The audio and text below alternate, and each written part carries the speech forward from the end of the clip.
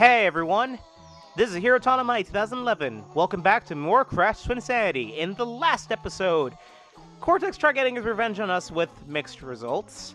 And now, apparently, there are two evil twins that are after us, and Cortex seems to be in a bit of trouble. Even though he's our enemy, he is our father, so we do have to go see what his problem is. So, let's go see if we can help him. You have to help me, Crash. You heard them. They want to destroy our island home, humiliate and enslave you, and steal my brain. How I envy the simple life of the tribesfolk. Living in harmony with Mother Nature. The noble boar, the humble bumblebee. Ah! See, Cortex, going from tan skin to, yellow was going to piss someone off. Yeah, so this level, we have to basically defend Cortex because he is going to run into a bunch of stuff, and we have to make sure that nothing kills him. So, yeah, this level is actually really fun, but it's annoying if you don't know what to do, especially since Cortex can be a bit slow, and if he falls behind, it counts as a game over, and it sucks. Because I basically know how to do this level, like, the back of my hand already, but, you know, if Cortex ever falls behind, it doesn't matter if you're ahead, you basically die for leaving him behind, even if you get rid of all the traps and such. And yeah, it really does suck. Wow, Cortex cannot catch a break today. First he was lobotomized, then he's chased by bees, and then there's a beehive on his head. The poor guy, like, honestly, I'm going from, like, feeling, like, hating him to just, like, outright feeling sorry for him. Like, the guy has just gone through so much. Just, like, hashtag pray for Cortex. I bet you guys leave that on Twitter or something, because this is, like, going up on Tuesday or something. Like, just put hashtag pray for Cortex in, like, on Twitter or in the chat or something. In any case, yeah, that whole thing I was saying, that, like, I love Lex Lang's voice acting for Cortex. Like, you're seeing here, like, I love that, I love the voice acting he had for this. Also, that I want to freeze frame just when he said the humble tribesfolk, just because he didn't have any eyes during that part. It just looks so funny with just the eyebrows and, like, just how he looked and everything. Just wow. Okay, his day just went from terrible to absolutely horrid. Now a bear is chasing him too. And by the way, you do have to be careful because you can walk up to where Cortex is, but yeah, that bear is essentially an instant kill if you do. And yeah, you do have to be careful to make sure that you don't hit Cortex. Okay, thank God for the checkpoint. You do have to make sure you don't hit Cortex either because yeah, if anything slows down Cortex at this point, the bear will also kill him. So it's not just getting rid of obstacles in front of his way. You also have to make sure that he doesn't slow down, otherwise the bear will kill him. And no, you can't kill the bear by throwing the weight on him. But, we should be done relatively soon with this section. And also, I know you can't really hear it over me talking, but the music here, it's just that freaking Bumblebee song in acapella, and I love it so much. Just the do-do-do-do-do-do-do-do-do-do. So yeah, we're almost done as soon as Cortex throws the switch, but we have to wait for him to go first, and unfortunately...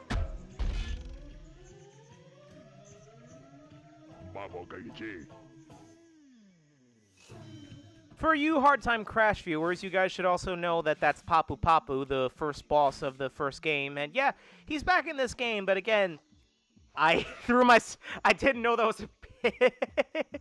I'm just like, wait, why am I going down? Okay, I'm so sorry about that. Unfortunately, and I'm not sure if this was something supposed to be in the beta or not. Someone could correct me in the comments if I'm wrong. But yeah, you were originally I think you were supposed to fight him in the original cut of this game, and that, you know, got taken out. Wow, that would have been a cheap shot if that counted as a death for a minute. I'm just like, how the hell are you supposed to do that? You know, like I said, this game's glitchy, but it is still a very well-made game, despite it being glitchy, being rushed out and whatnot. Basically, it's how you do Sonic 06 right. And also, I love the music here. As stupid as the acapella lyrics are for this one, I love the music here. And now we have to be Metal Gear Crash, so I'm gonna insert the appropriate music. Essentially, what the thing is telling you here is that, you know, crouch behind the reeds, and this guy can't see you. What's weird is that I died. What's weird is that I died. Oh! I died, and then they made it worse. Well, I guess they were putting me on my misery, just like, he's drowning, quick, do something. Okay, let's just end his suffering. Okay, in any case, I'm sorry about that. Jeez, I can't believe that happened. I don't think that guy actually stops you, so I think you don't have to worry about that. In any case, okay, camera. I'm gonna wait till I have to right away. In any case, this guy has supervision, so yeah, you do have to stay behind the reeds if you don't want to get caught. But unfortunately, here's the thing. What? Oh, you have to crouch. Right, I forgot about that. Okay, I'm sorry. The game kind of lied, because even though it says, you know, hide behind the reeds, you also have to crouch behind the reeds, otherwise the guy will see you. So, yeah, that is something to be careful about. But yeah, the guy has, like, selective supervision, because he, like, even though you can probably clearly see Crash through the reeds, and you can probably see Crash here if you just look down, because, like, the way the game's programmed and everything, so long as you're crouching on these reeds, he can't see you. And yeah, it does get worse, but it isn't the worst of it. This stealth section's...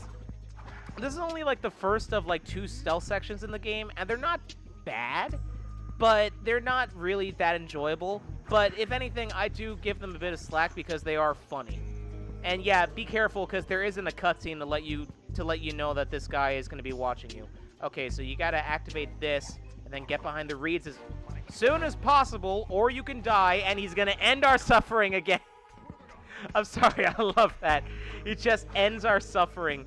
Like, he does, like he just sees us, like, falling into the thing, and it's just like, oh my, let's just put him out of his misery.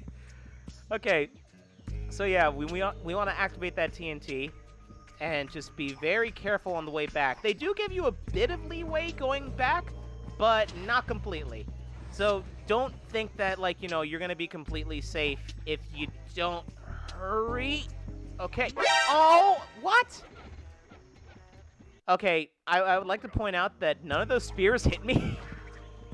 But yeah, like, that's why I'm saying, like, you want to be very careful when doing this, because, yeah, it seems like they don't give you enough time, but at the same time, you know, they are a bit lenient. But, like, honestly, if you want to have the best results, you want to run right away.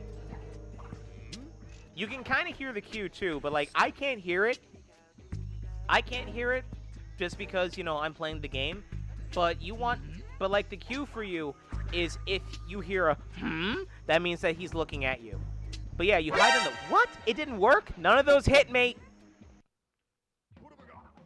Okay, Okay, yeah, that's a part of the thing about the game's hit detection still being off, is that it says hide in the boat so the guy doesn't see you, but it doesn't exactly work. Okay, that time the stuff hit me, but I'm already dead.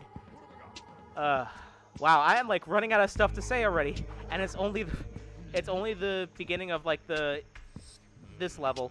Alright, now I want to be careful here, because, yeah, like, this one...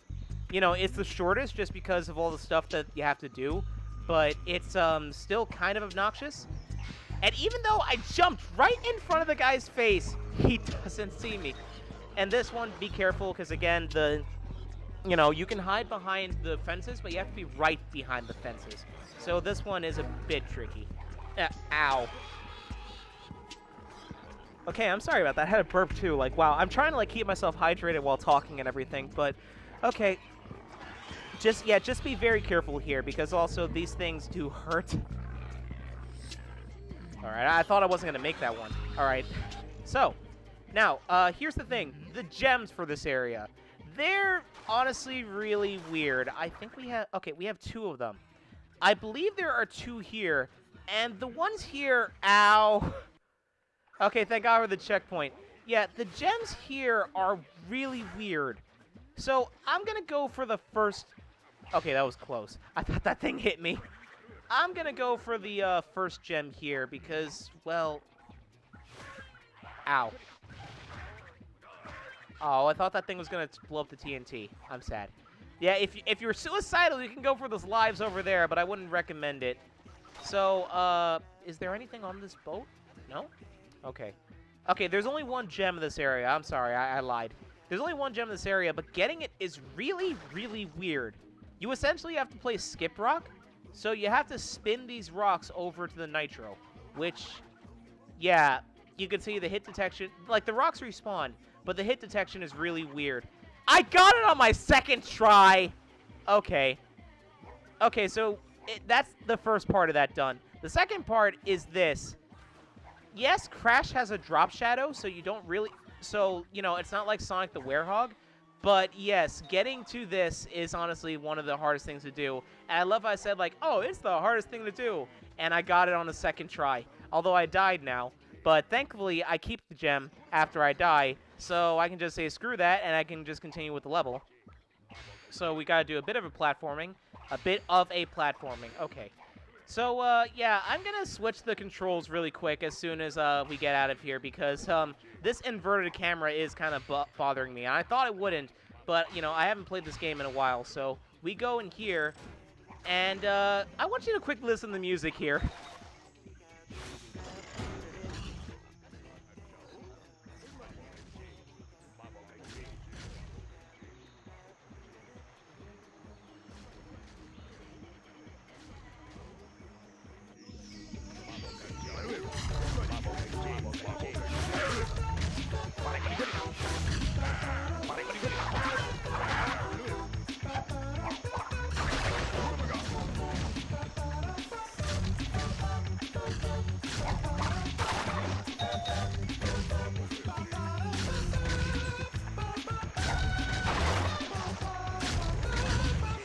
Yeah, the music is... I forget the name of the song, because I know that like a lot of these are actually classical pieces that are being done a cappella, and I love that. But wow, just the fact that they did this song in a cappella for Cortex being caught and everything. And I believe the official name of the song and the OST is just Cortex's love for a worm. And like... just the name and just the fact that they're doing this in, like, a comedic acapella, it just makes this, like, all the more better. In any case, there are 2 gems for us here. Well, 2 Chaos Emeralds. One of them is easy to get, the other one isn't. And I kind of forget where the second one is. I know the first one is, the first one is on the rooftops. I forget where the second one is, though. Because I know you need the... What? Where did you come from? Okay, I apologize for that. I wasn't expecting to be bum rushed by that. Okay, I know that gem is up there, so we need to get up to this platform as soon as possible. Alright, so yeah, we need to play a bit of platforming over here. As soon as these things activate, because these things are going to be very, very slow. So I apologize, gotta wait for this thing. So how you guys doing as soon as I'm waiting for this thing to friggin' activate? Alright, here we go.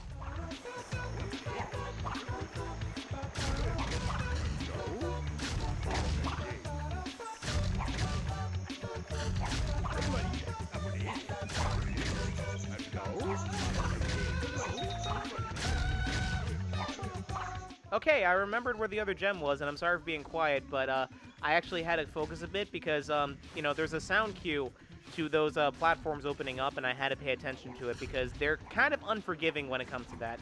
So in any case, Cortex, I'm sorry, I'll rescue in a minute, but yeah, inside here is Papu Papu, and here's the funny thing. You may be thinking, oh, let's just go in and defeat Papu Papu and rescue Cortex, right? What? Huh? This is new. This isn't supposed to be happening. Am I gonna die the moment I walk up? No? Huh? Okay. That's weird. What's supposed to happen is that if you go and talk to Papu Papu, that's an instant death because he gets his, you know, his subordinates to kill you. But for some reason, the game doesn't activate that trigger. Okay, I guess I'll put that to the whole glitch counter thing that I probably may or may not actually put in. But yeah, this entire level, you're essentially chasing this worm all around because you have to go save Cortex. And you are slightly timed on this, because if you don't put the worm right... Ow. The worm can also attack you, by the way, if you're too slow. Yeah, if you don't get to the worm in time, it essentially goes back to its starting point, which is good if, like, you know, you want to... Yeah, you know, which is good if you're trying to essentially, like, you messed up and you want something back at the beginning. But for the sake of this, you know, you want to actively follow the worm around. But, you know, just don't dilly-dally, pretty much. So go over to the worm, get hit by the boar that I forgot was there. What? You know what? No, I'm not even going to question that thing. So we want to go up here, because now the worm has spawned. I'll meet you guys back where the worm was.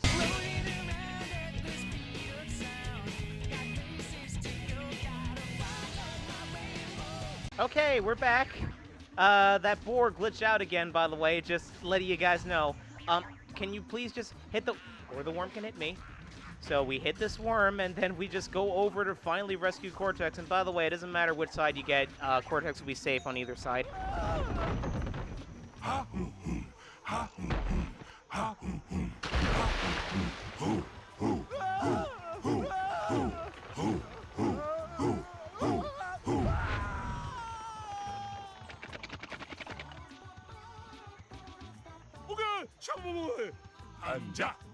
So now Papu Papu, despite glitching out earlier, actually is trying to kill us, and we have somewhat of a boulder chase here.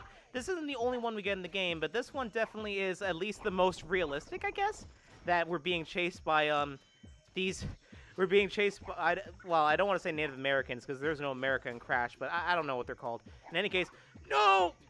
Yeah, so it's not exactly like a boulder chase, because they're not like a gigantic wall or anything. You don't have to worry about going back like I just did. Just so long as they don't hit you, you're fine.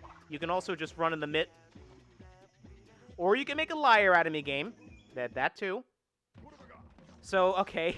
I was going to say you could just run down the middle, but no, they trick you. I forgot about that. So I was going to long hop all the way over there, but then I forgot, oh yeah, the two pits over there. So, yeah, So we have to go rescue Cortex again. You can already see the running theme of this, that Cortex is essentially useless in this game. The moment that he's demoted from main villain, he's essentially as vulnerable as we are, and that's hilarious. Honestly, not making Cortex the main villain really makes him more of a likable character, and we're already done with that too. So we have to go through these caves, and you can already tell, similar to Jak 2, where the entire world was huge, and the way that they got away with loading zones was essentially making these, you know, little segues to prevent the world to make the rest of the world load. These caves exist just so the rest of the game can load. And yeah, the game still has pop-in issues, but again, that's the price you pay for making an open-world game like this. In any case, let's go through here and get a bunch of extra lives. Again, the game's being very generous with these lives. Speaking of, look at the lives over here. But something seems to be going on with Cortex over there, but this video's been going on for a bit long, so I'm going to cut it off here. So next time, we're going to see if Cortex is alright, and see what's up with this farmer over there, I guess. See you guys then.